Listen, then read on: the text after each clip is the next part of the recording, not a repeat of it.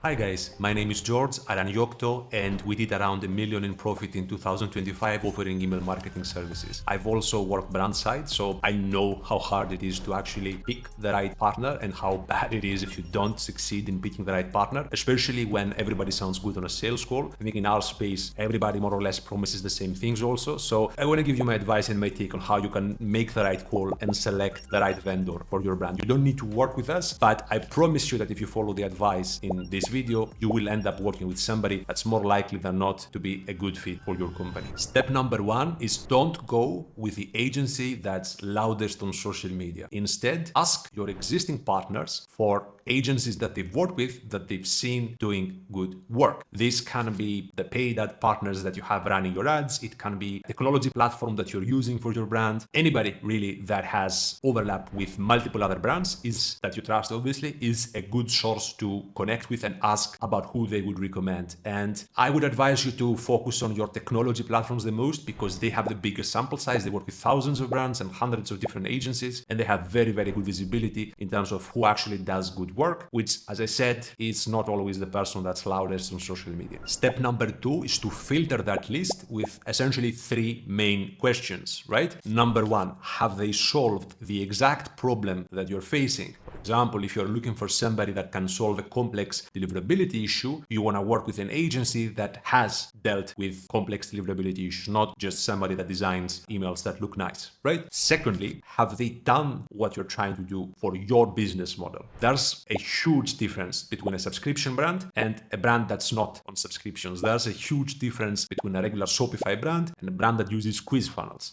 So you really have to make sure that they've done what it is that you're trying to do for your business model. And then the third question is, have they done it for your vertical? If you are, for example, a beauty brand, you would likely get better results working with an agency like Yocto because we work with a lot of beauty brands. And you may succeed with a company that works with fashion brands, but it's less likely that this would be the case, right? Because we've built a lot of context and know-how around what works in that vertical compared to somebody that works with all verticals or focuses on other verticals than your own. Step number three is to interview those agencies properly. When you speak to agencies, what typically happens is that you speak to a very experienced person, usually the founder, and all founders, having been in many sales calls and having been in the space for a long time, they know more or less how to present the company. What's actually more important than the sales pitch is to ask who will actually work on my account. And then more importantly, can I meet them before I sign with your agency? That's extremely important. And if you see an agency that's kind of feeling a little bit cautious or skeptical about doing this, then that should probably be a red flag. What they should do ideally is say, yes, of course, we can organize a call and you can meet the team that will be working with your account. The second thing you should ask in your agency interview is who are their current clients and if you're okay with reaching out. In many cases, agencies, at least the good agencies, will have client references. Obviously, as you can probably understand, those are the clients they've seen the most success with. You will, in almost every case, get positive answers when you speak to those references. If you really want to do a deep dive, you should talk to clients that you no longer work with, and that will give you a better sense of what it really is working with that agency or what can potentially go wrong. And the third question, which I think is very important, is to ask them what is the methodology really that they have for getting results. If they start talking to you in a very vague way, like, I don't know, we optimize your pop-up and then we build your flows, and then after we've built your flows in month 1 or month 2, we start sending 3-4 campaigns a week, then you know that it's more or less a shop that delivers a standardized service across multiple brands. What you want to see is evidence that they have a real proprietary methodology. Proprietary methodology means that they've taken the time to think through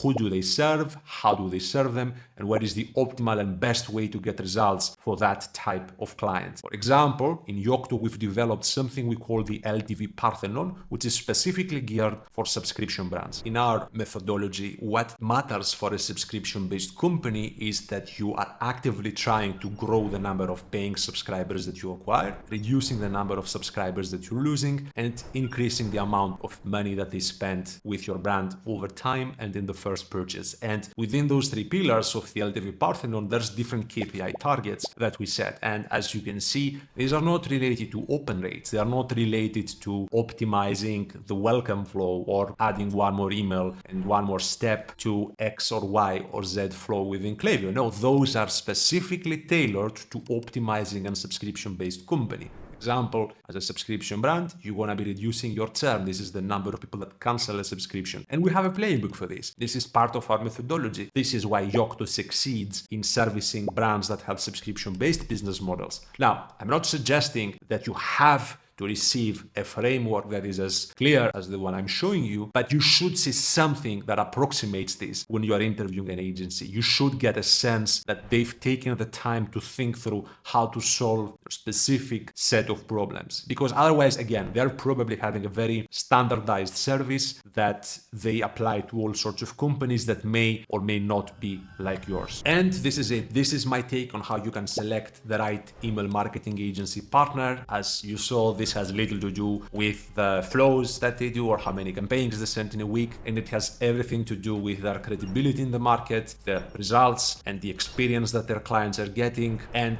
of course the people that they will be assigning to the account, and most importantly, whether they've developed their own methodology and have really taken the time to think through how to increase results for companies like yours that have similar problems to yours, as opposed to just having a standardized generic service. If this video resonates and if you are a subscription-based company, whether you're selling supplements, beauty, CPG, anything that's consumable and sold on subscription, you might want to book a call with me. There's a link down below. I'll walk you through our methodology in more detail than I did in this video, and I promise you at the very least you're gonna find this educational and you're gonna learn a new thing. Please be sure to subscribe. This is one of many videos that I'll be publishing in this channel. Every single video that I post to help people like you make better decisions and grow your brand in a predictable way